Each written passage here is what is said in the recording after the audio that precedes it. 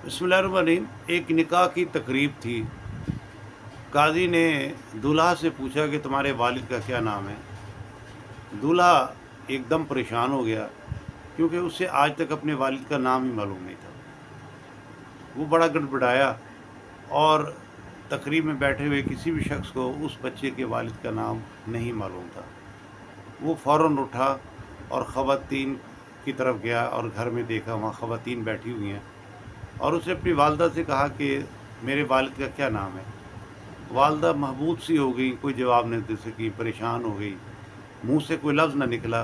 वो और ज़्यादा परेशान हो गया और वो गुस्से में आ गया। उसने कहा, तुमने मुझे मेरे बाप का नाम बताओ, मेरे बाप का क्या नाम है? क्या ये कोई शर्मिंदगी की बात है जो नहीं बताती? और उसने तरह तरह की बातें करनी शुरू कर दी। उसकी माँ कुछ ना बोल सकी।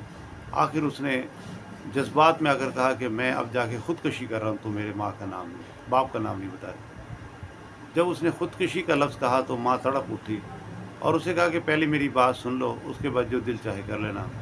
ख़वातीन ने उसको रोका कि ठहरो, पहले देख लो। और वो मोहल्ले की ख़वातीन भी समझती थी कि बचपन से ये माँ बेटा इस मोहल्ले में रह रहे हैं, लेकिन आज तक हमने भी नहीं पूछा कि इसके बाप का क्या नाम है, और ना ही माँ ने स्कूल में पढ़ाया कि कहीं कोई बाप का नाम ना पूछ ले। तो माँ ने बताया कि मैं छोटी थी जब मेरे वालिद मर्दों और औरतों का एक काफ़िला लेकर पाकिस्तान रवाना हुए। ये 1947 की बात है। हम पाकिस्तान की तरफ आ रहे थे कि रास्ते में हिंदू बलवाइयों ने हम पर हमला कर दिया, और मर्दों ने बड़ी बहादुरी से मुकाबला किया, लेकिन उनकी तादाद और असला बहुत ज़्यादा था। और फिर जब देखा कि मर्द ख़त्म होते जा रहे हैं, तो मेरे वालिद ने ख़वातीन को वहाँ से निकालने की कोशिश की। बाकी ख़वातीन का मुझे नहीं पता, लेकिन मैं वहाँ से एक तरफ निकल गई और दिन के अंदर मैं छुप के वक्त गुजारती और रात को सफ़र करती।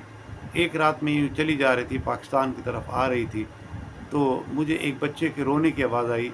मैंने आगे बढ़कर देखा तो कुछ लाशों के दरमियान एक बच्चे की रोने की आवाज़ थी। मैंने उस बच्चे को उठाया और सीने से लगा लिया, और फिर मैं उसे लेकर पाकिस्तान आ गई। अब मुझे बताओ कि उन कटी हुई लाशों में से कौन मुझे बताता कि इस बच्चे के वालिद का क्या नाम है? और फिर वो रोने लगी और बच्चा भी शर्मिंदा हुआ और सबकी आंखें अश्कबार हो गई कि ये थी पाकिस्तान बनाने की कुर्बानियाँ।